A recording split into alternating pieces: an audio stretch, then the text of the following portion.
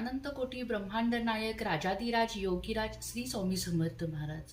मी रुपाली देवकर, नित्य स्वामी सेवा या यूट्यूबच्या चॅनलमध्ये तुमच्या सर्वांचं स्वागत आहे. आज आपण माहिती घेणार आहोत ते सर्व पितृ अमावस्या याबद्दल. तुम्हा सर्वांना माहीतच आहे की आता पितृपंधरवडा चालू झाला आहे.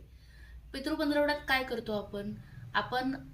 कुणाला तिथी माहीत नाहीये त्यांनी सर्व पितृ अमावस्याला पितरांची श्राद्ध करतात.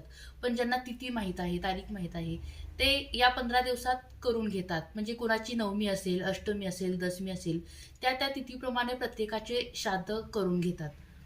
पण सर्व पितृ अमावस्या हे सगळ्यांच्यासाठीच का महत्त्वाचे आहे? तर बऱ्याच जणांना तिथी माहीत नसते. त्याच्यामुळे सगळ्याच ह्याचं जर आपण सर्व पितृ अमावस्याला श्राद्ध केलं तर ते आपल्याला सगळ्याच पितरांना ते लागू होतं. मग पितरांना खुश करणं इतकं का महत्त्वाचं आहे? तर एक वेळ आपण ऐकलंच असेल की एक वेळ देव शांत बसू शकतो पण पित्र नाहीत. म्हणून पितरांचा आशीर्वाद मिळवणं आपल्यासाठी खूप गरजेचं आहे.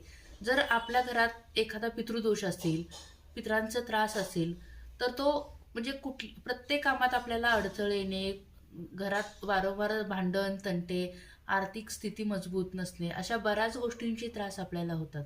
त्यामुळं हा पंधरवडा आपल्याला पितरांना खुश करण्यासाठी खूप चांगला आहे. कारण ज्याचे पित्र कोपलेले आहेत त्यांचा आशीर्वाद या 15 दिवसात तुम्ही मिळवून घ्या. किंवा सर्व पितृ अमावस्याला काही छोटे छोटे उपाय करूनही तुम्ही आशीर्वाद त्यांचे मिळवू शकता.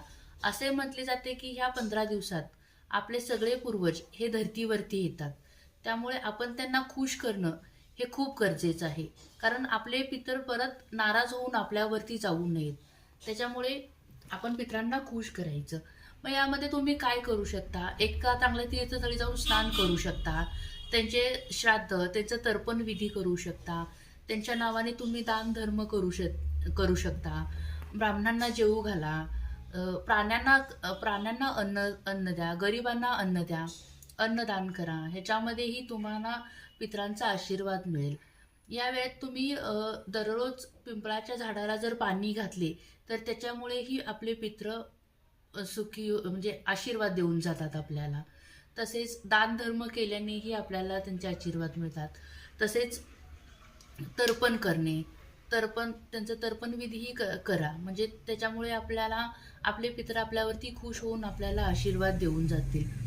पाण्यात काळे तीळ मिक्स करून तुम्ही जर दक्षिण दिशेला अर्घ्य दिले तर आपले पित्र यामुळे आपल्याला आशीर्वाद मिळतो आणि आपला पितृदोष दूर होतो. त्याच्यामुळे आपण पितरांचा आशीर्वाद मिळवण्यासाठी होईल तेवढी तुम्ही सेवा करू शकता. पितृसूक्त वाचू शकता, पितृशांती सूक्त.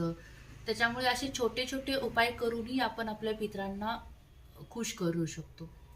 श्री स्वामी समर्थ.